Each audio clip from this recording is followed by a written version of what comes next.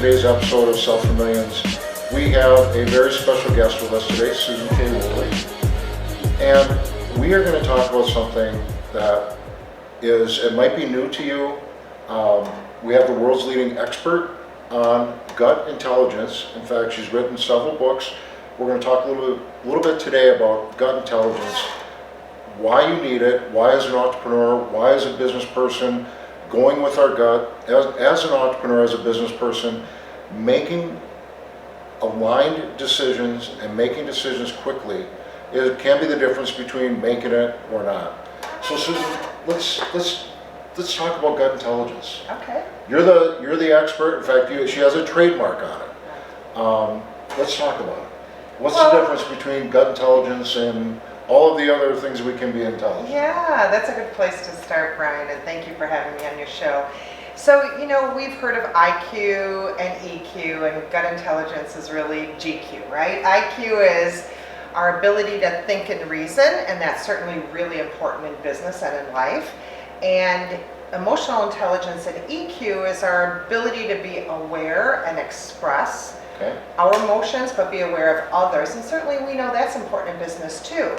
But gut intelligence, GQ, is this ability to be aware of that ping in your gut when you just know something is not aligning. It's a cue at the tip of the iceberg. It's a incongruency in somebody's behavior and their words.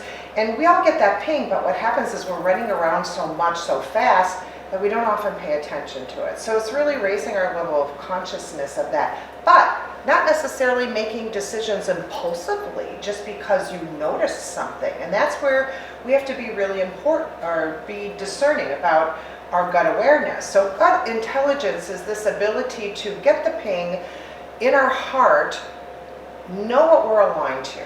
What is our vision, values, and goals? And then engage the head brain to assimilate that information consciously and unconsciously to make the best decision that aligns with where we want to go. So it's really critical in business and in life. Can you give me an example, maybe in your own life recently, where you didn't go with your gut and you wish you would have?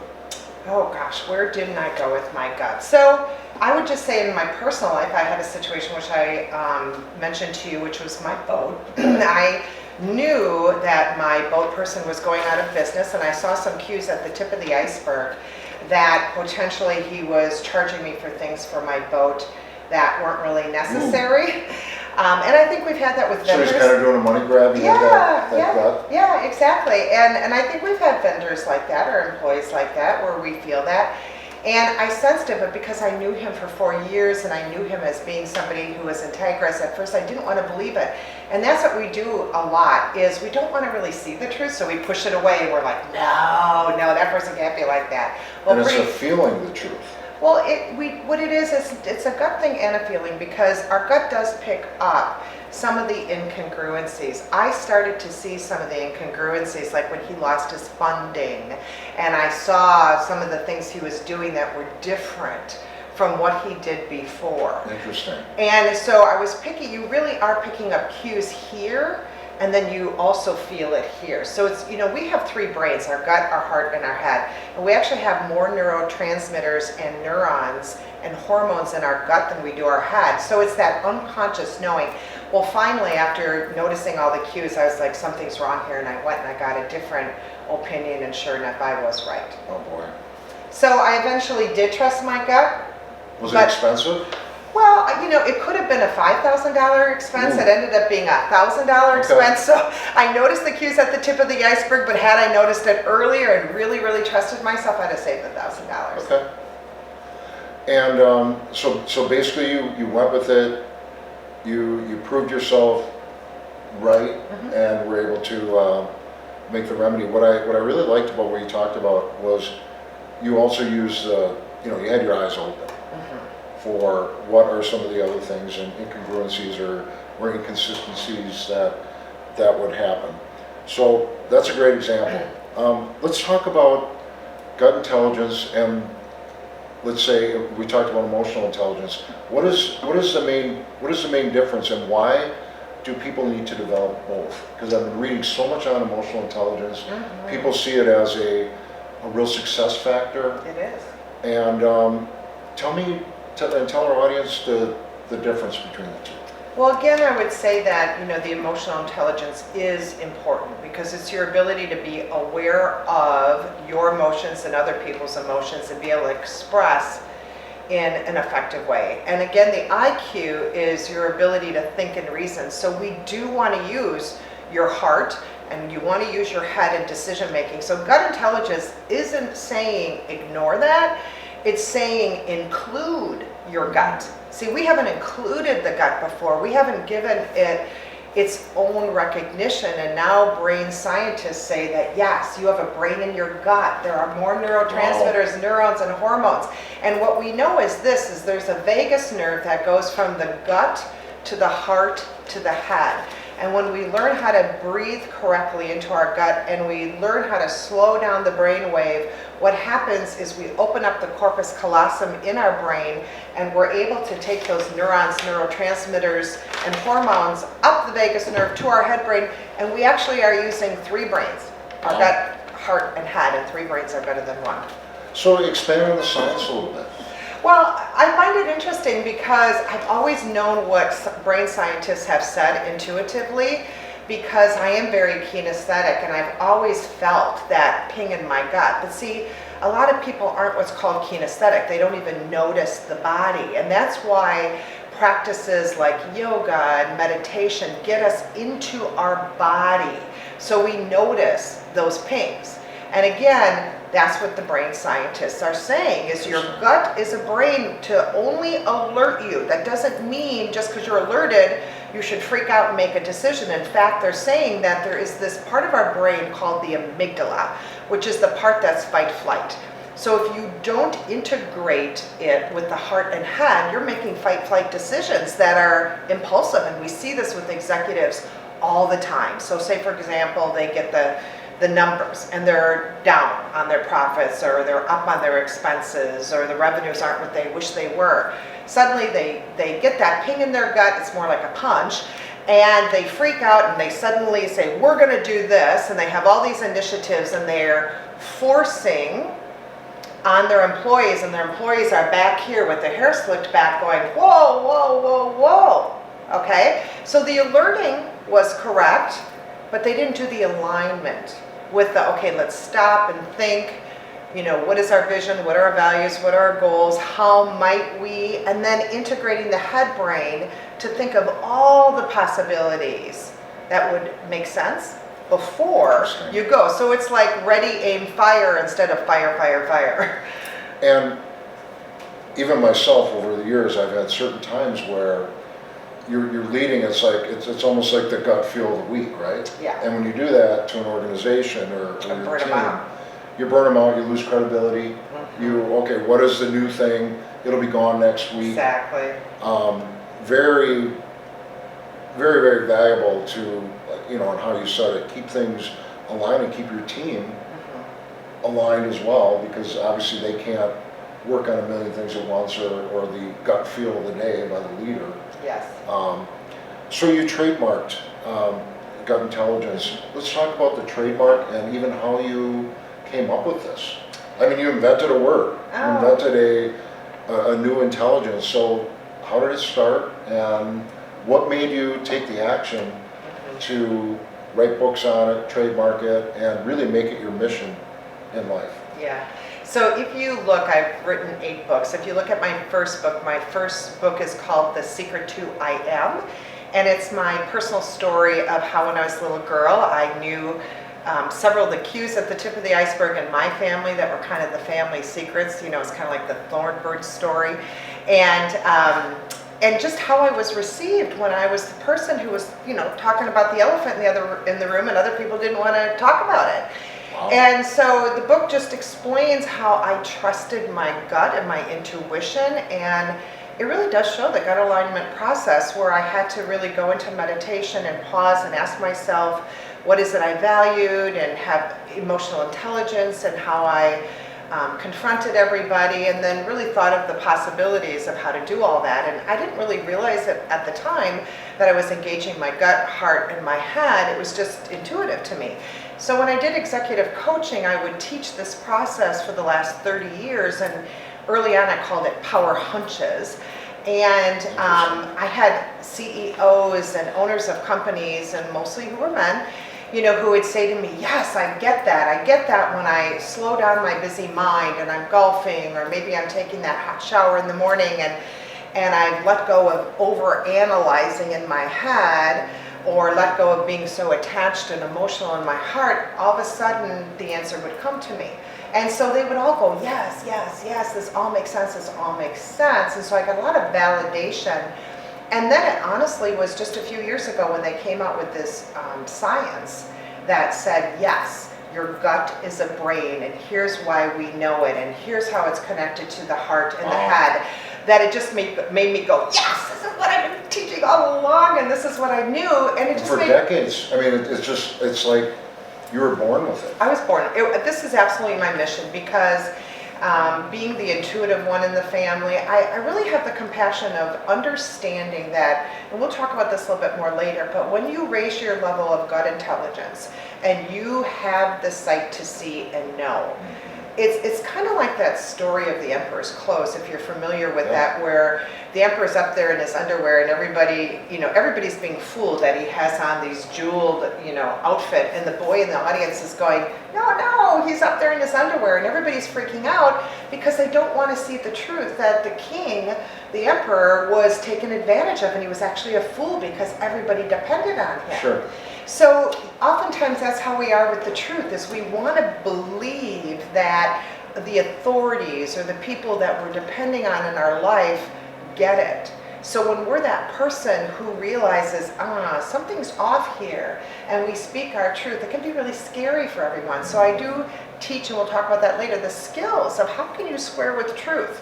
Whatever what is. Maybe somebody's embezzling in the business and it's family. What a heartbreak, Sure. right? What do you do? What do you do? So oftentimes we push it away. How do you square with that? And the gut is the squaring of the truth, right? And the heart is the emotional intelligence. How do we deal with that in a way that makes sense and use our head? Yes, we have to do all three to really be effective. Very, very, very interesting. What are some of the benefits? Like, when I hear you talk about this, I see peace come over you. Thank you. Is that one of the, and again, when we're aligned, I mean, we all, when we're doing what we're supposed to do and we're in our zone, I call it the zone a lot of times, we're operating in that, you feel empowered, you feel strong.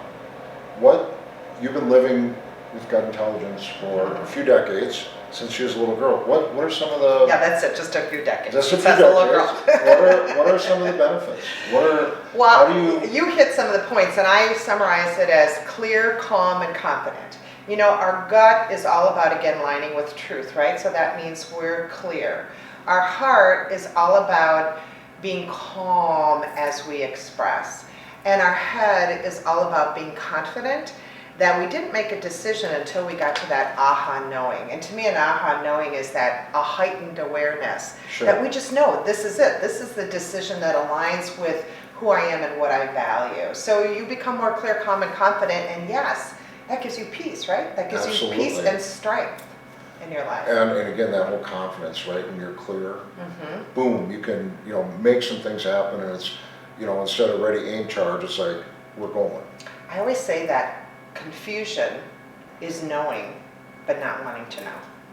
Oftentimes I'll ask my clients, well, what do you know? And they'll say, I don't know. And I said, I'll say, if you knew, what would you know? And then they always say what they always knew. Exactly. It's just that they tell themselves they don't know, because it's hard sometimes to square with truth.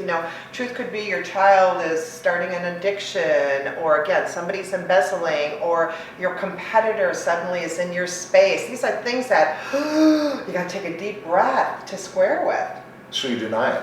So you deny it, you push it away, you think it's going to get better, you try not to deal with it, you try to manage it, control it, do all these things that take so much energy, and that's why we have an epidemic of anxiety and depression. And what's happening is we see a 65% rise in the last 10 years of people who have gone on anxiety or depression medication. Wow. And I don't think the answer is in a pill. I think that the answer is teaching people how to square with their truth in their gut, align their heart so they have emotional intelligence and how they're dealing with it, and use their head brain so they can think and reason to get to that aha knowing.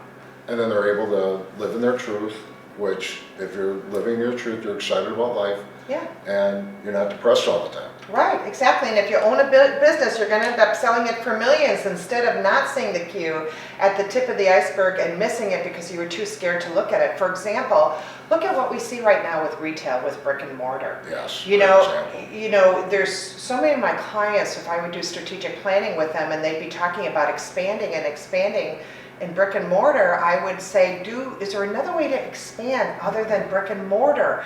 How else might you expand online? Or the ones that have a lot of brick and mortar, how might you start selling now and finding another way of showing up? Absolutely. Because, with this whole trend in Amazon, and when you look at millennials, they're so used to getting on their iPhones and buying what they want and getting it delivered in one day. If businesses don't get on that trend in 10 years from now, you're not going to be able to sell the brick and mortar. Well, you look at some of the great companies that you and I grew up with. Mm-hmm. Montgomery Wards. Yeah.